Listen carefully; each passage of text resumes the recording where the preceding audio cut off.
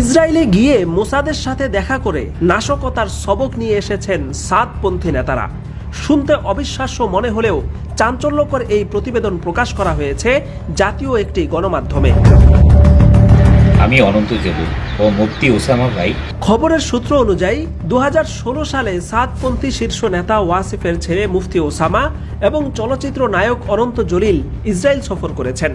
তাদের সাথে সবুজ নামে রহস্যময় আরেক ব্যক্তিরও নাম পাওয়া গেছে।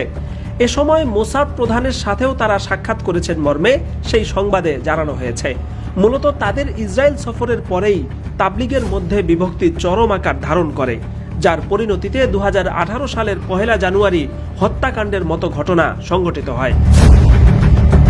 সরকারের চোখে ধুলো দিয়ে ইসরায়েল সফরের কারণে তারা দেশে ফেরার পরেই তৎকালীন আওয়ামী সরকার তাদেরকে গ্রেফতার করতে চেয়েছিল, কিন্তু আওয়ামী লীগের শীর্ষ নেতৃবৃন্দ এবং ভারতের হস্তক্ষেপের কারণে তাদের গ্রেফতার করা সম্ভব হয়নি।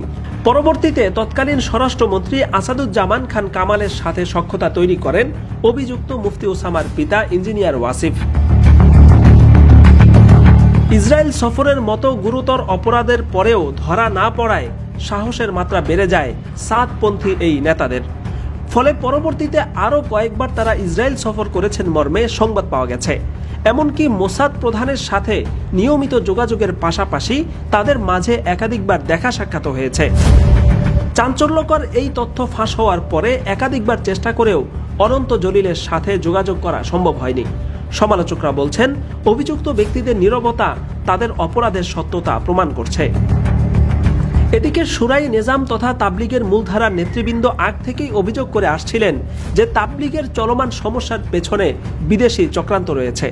বিশেষ করে ভারত এবং ইসরায়েলের যোগসাজশেই সাদপন্থীরা দিনের এই মেহনতকে ধ্বংসের পায়তারা করছে, যাতে এর মাধ্যমে মুসলিম জাতি নিজেরাই দ্বন্দ্ব কলহে লিপ্ত হয়ে যায় এবং ভারত ও ইসরায়েলের দিকে মনোযোগ দেওয়ার সুযোগ না পায়।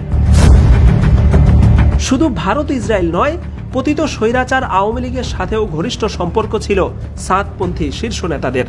তাদের অন্যতম নেতা ডক্টর ইরতেজা হাসান একদিকে শেখ হাসিনার একান্ত অনুগত ছিলেন, অপরদিকে কপালে সিজদার দাগ পড়া এই ব্যক্তির নারীদের সাথে অপকর্মের ভিডিও ফাঁস হয়ে দেশব্যাপী ছড়িয়ে পড়েছে।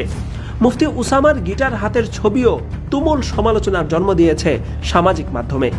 তবে বর্তমানে মুসলিম জাতির প্রধান শত্রু ইসরায়েলের সাথে ঘনিষ্ঠ সম্পর্ক, এমনকি গোপনে ইসরায়েলে যাতায়াতের তথ্য ফাঁস হওয়ার পর এখন মুখ লুকানোর জায়গা খুঁজে পাচ্ছে না মাওলানা সাদের এই অনুসারীরা।